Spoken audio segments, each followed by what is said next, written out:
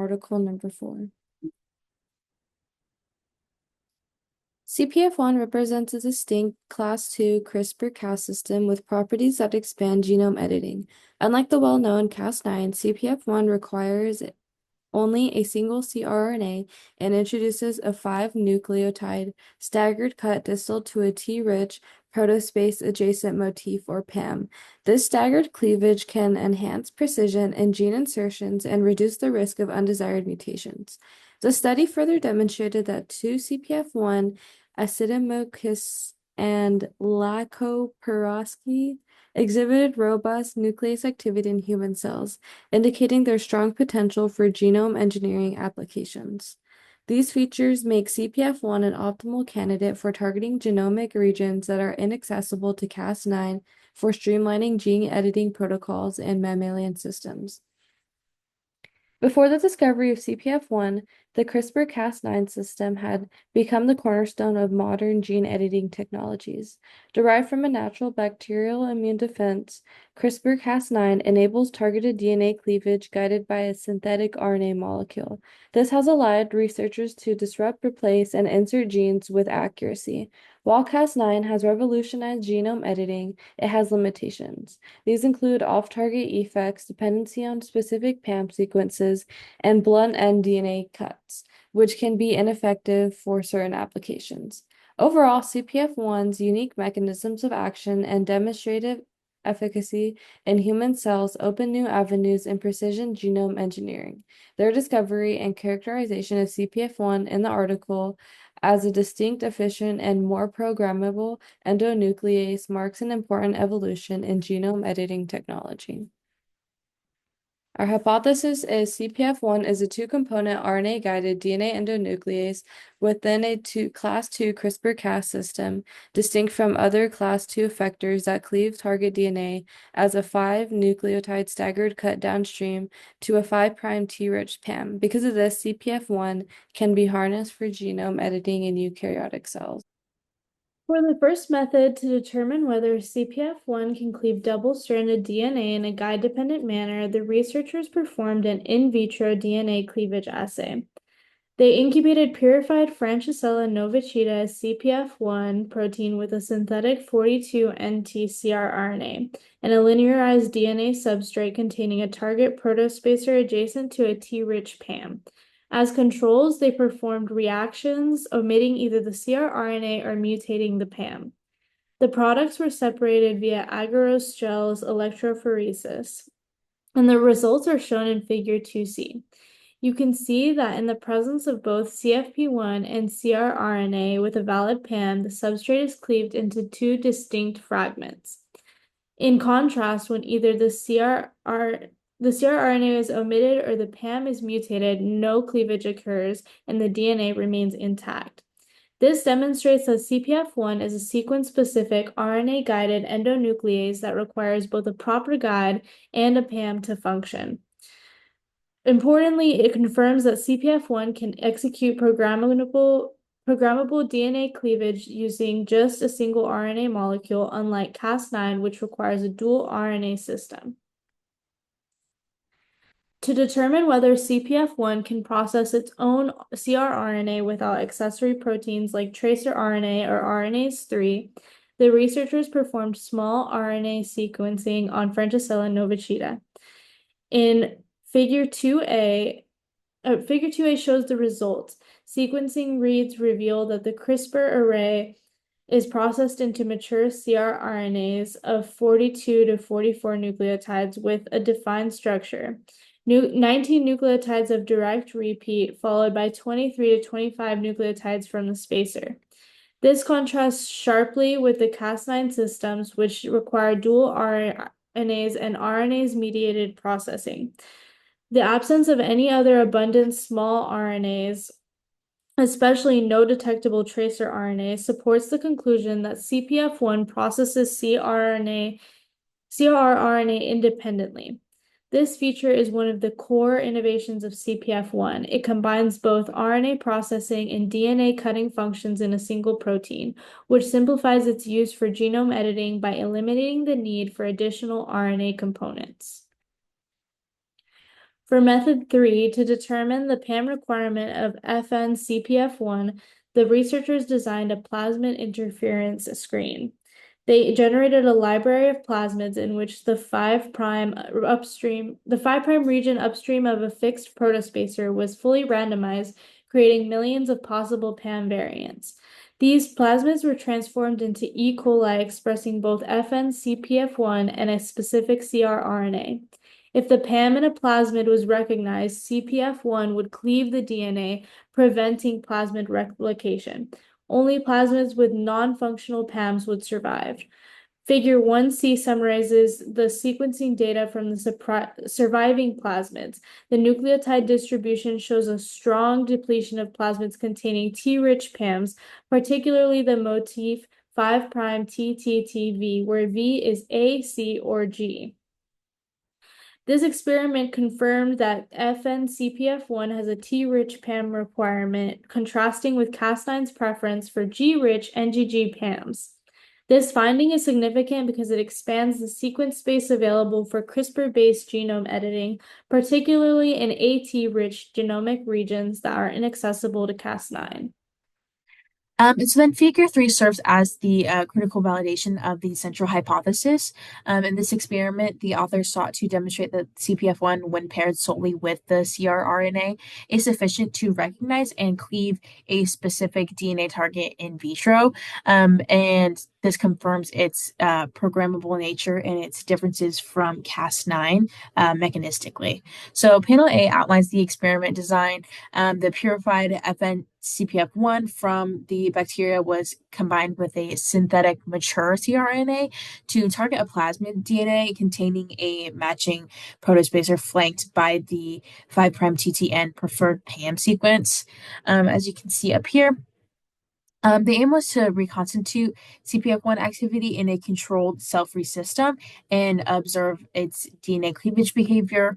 This setup directly tests whether CPF1 functions as a standalone RNA-guided endonuclease without the need for auxiliary RNAs such as the tracker RNA, which are required by Cas9. So the results in panel B clearly support the hypothesis. The CPF1 and the CRRNA complex efficiently cleaved the plasmid DNA. As you can see here, they were cut in the presence of that in the magnesium as well. But again, these were only cut when both the CRRNA and the magnesium ions, which were necessary for catalyzing the nicking of these strands, were present. So no cleavage occurred in their absence, and this shows that the CPF1 nuclease's activity is dependent specifically on its CRNA guide and the cations. This confirms that the CPF1 operates on a true RNA-guided endonuclease and functions independently from other functional RNAs like the tracker RNA that Cas9 uses. And then panel C, the authors further showed that CPF1 can cleave both linear and supercoiled DNA with similar efficiency. This highlights the extent of CPF1's activity and its potential uses in genome editing in either state. And then panel D provides the most direct support for the hypothesis regarding the nature of the cut. So when Sanger sequencing was done to the cleaved DNA ends, it reveals that CPF1 introduces a double-stranded break at two different points, which results in a 5' overhang of the of about 5 nucleotides. As you can see, they overlap here. This distinguishes CPF1 from Cas9, which produces blunt cuts. The staggered cut not only supports the biochemical distinctiveness of CPF1, but also implies advantages for DNA insertion and repair strategies when discussing genome editing applications for the future. And then finally, panel E shows that the PAM recognition by CPF1 requires the 5' TTN PAM sequence to be a part of a double-stranded DNA region, which kind of indicates that it is structurally dependent. So CPF1 is unable to cleave DNA when the PAM is single-stranded. And that indicates that the DNA targeting depends on a duplex DNA recognition, which even further supports its specificity and the mechanistic distinction from its other effectors. Altogether, figure 3 strongly supports the hypothesis by demonstrating that CPF1 is a minimal two-component system where it just needs the CPF1 protein and the single CRRNA, and it can cleave DNA with a distinctive staggered pattern at a site defined by the T-rich PAM sequence. This figure is uh, the crux of the study and establishes the mechanistic foundation that justifies the further explorations that will be talked about next. Figures 7C and 7E present results that demonstrate some CPF1 orthologs have robust genome editing activity. These findings reveal new possibilities for CPF1 to be used for genome engineering, even for human cells.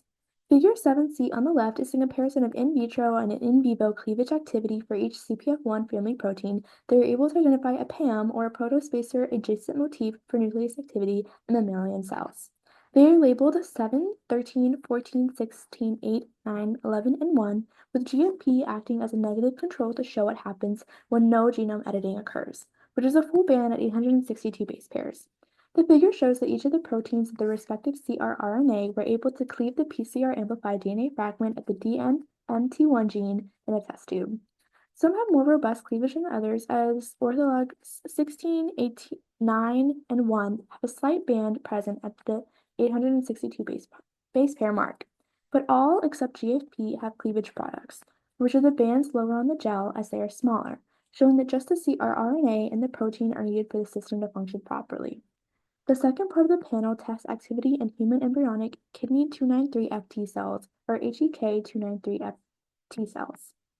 Only 2, 7, and 13 exhibited detectable levels of nuclease-induced indels as indicated by the presence of a bands at 465 and 397 base pairs. For context, an indel refers to the insertion and deletion of bases in the genome of an organism. The indel percentage was determined using a formula that took into account the integrated intensity of the undigested PCR product and integrated intensity of each cleavage product.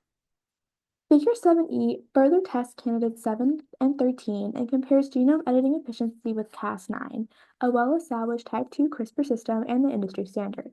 In this instance, they are also targeting DNMT1 cell sites.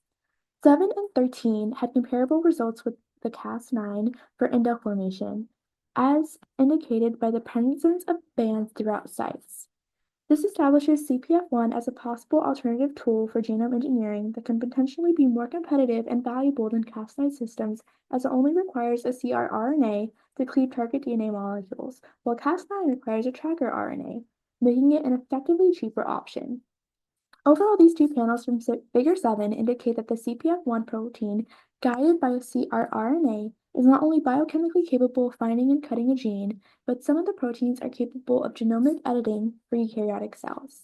When considering that CPF1 also has traits such as the T-rich PAM and staggered DNA cuts with 5' overhang, cheaper, better gene insertion is a possible future for biotechnology, with a greater amount of organisms being able to be targeted, like those that are AT-rich, revolutionizing the game, especially when it comes to genes that Cas9 has issues targeting. One of the most compelling questions raised by this work is what molecular determinants govern CPF1 specificity and its distinct staggered DNA cleavage mechanism, and can these be rationally engineered to enhance its precision and flexibility?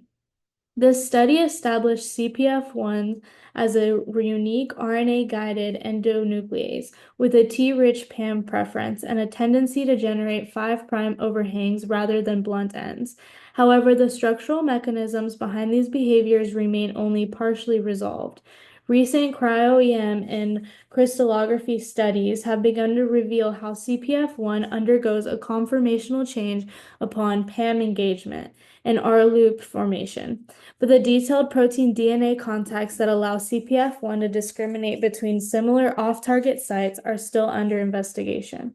Furthermore, CPF1's PAM requirement can limit its utility across certain genomic contexts.